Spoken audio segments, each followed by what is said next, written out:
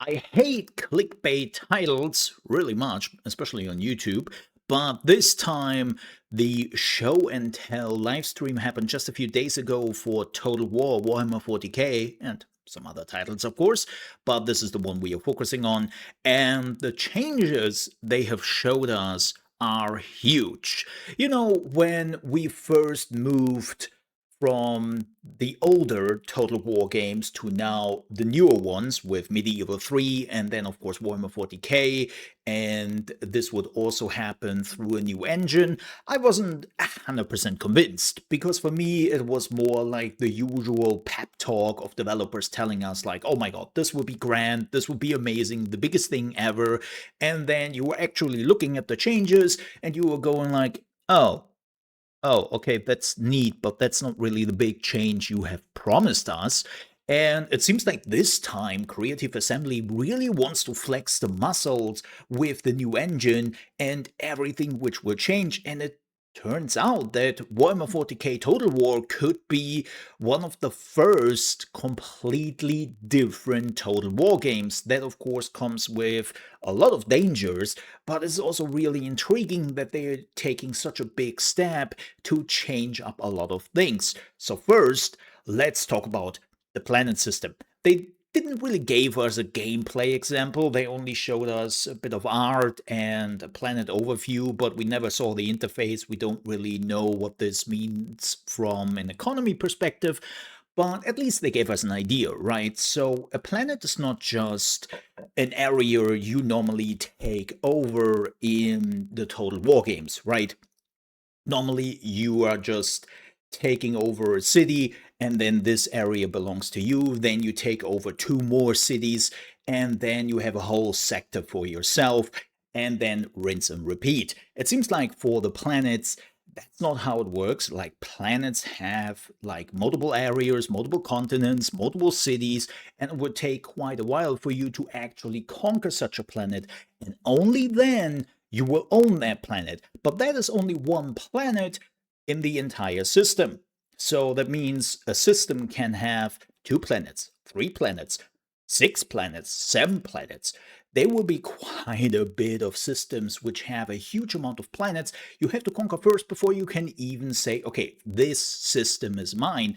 And this really reminds me of one of the interviews the developers gave, where they talked about, yeah, we want to offer the players 2 ways of playing the campaign. The one is, of course, conquering the galaxy, and the other one will be much smaller with only conquering a few systems. And when I heard about that, I was like, really? Okay, a few systems?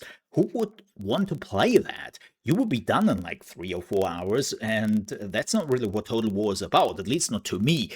Now that I'm hearing how big it actually is an event to take a planet, I might actually consider to check out just a system campaign instead of trying to conquer all the time the galaxy. Not saying that I will not doing it, but it is really interesting that I'm now considering the other choice I didn't consider before.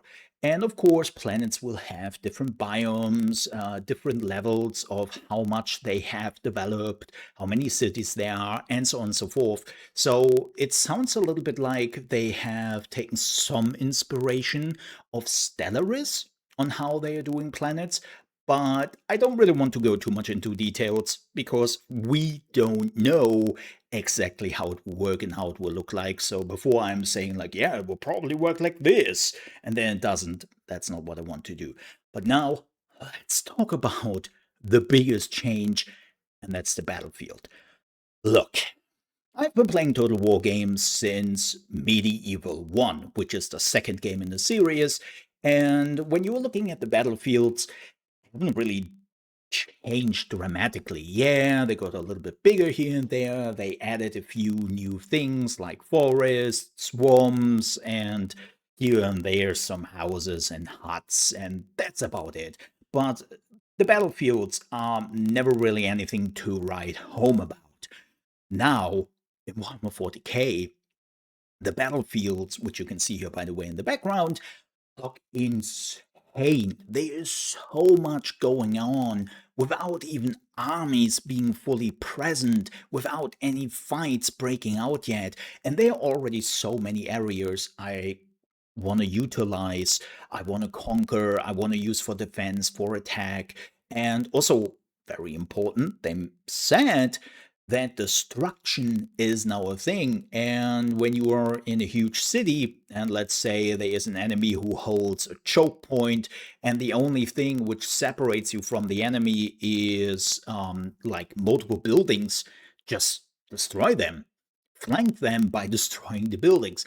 Now, before you hope that you can destroy everything on the map and destroy everything into rubble, that's not happening, right? They will have certain areas and certain buildings you cannot destroy, but that's for balance reasons, right? Because they want that people can still hide, defend themselves, especially in the game where you will have a lot of melee fighters, a lot of range fighters, sorry, the other way around. And then, of course, having a lot of movabilities with jetpacks and whatnot, you want to have at least something where you can just say, okay, this thing will not get destroyed, no matter what the enemy does. And I think that's pretty cool. But yeah, the battlefields are just looking insane, and there is so much more going on now, so much more interesting spots you want to hold as a defender or even as an attacker. And what is also very interesting is they increased the size of the battlefield by a significant margin. They didn't give us a number, but I would say it felt like double or triple the size they were in the previous Total War games, which is massive. And you might think, okay, increasing the size, what does that even mean, and why would I care for that? Like, let's be honest here. Most of the fights are happening in the middle anyways. The armies are clashing, and then we will see who wins. Yeah, but not anymore, right? If you're looking at all the changes on the battlefield, you see that there are so many regions, and the bigger the map, the more regions you have to choose from. Also, very important, I think this plays into the size of the units we will have on the battlefield. If you're looking back at Total Warhammer, look, I think the scale of the units was okay, but I always kind of felt like the Bloodthirster should have been bigger, right? Or the Urson should have been bigger. Like, there were a few units where I kind of hoped they would be a little bit bigger, but if they would have done that, they would have had to change the scale on the map, and then they would had a problem with how big the map is, and yeah, it would not look good, right? You wouldn't have the room for it. But now they can do so much cool stuff because they have the size for it. And now, if they can really utilize that, that's up to Creative Assembly, right? But at least just the prospect of it, that this could be utilized and that they will also utilize the room of the map with now some really cool gadgets and interesting mechanics, is something I'm looking forward to. Now, of course, I have to see a fight. I was kind of disappointed that they didn't show a fight, but I assume that maybe the units are not ready yet, or they want to wait a little bit longer because we haven't really seen too much gameplay. This is definitely like a really nice first glimpse into how those battlefields will now work. And it is a pretty big departure from the previous Total War games, and it shows to me at least that yes, they do want to show their muscles with the new engine and what they can do. Now we have only to hope that the performance keeps up. And if that works, man, we are in for a treat. But with that said, we are done with the video. If you enjoyed it, please don't forget to leave a like. And also, if you're new to the channel, you want to see more Warhammer and Total War games, but also tons of strategy, management, and building games, which is what we are focusing on here on the Mole Under Management channel, I would appreciate if you consider to subscribe. With that said, thank you so much for watching. Stay safe.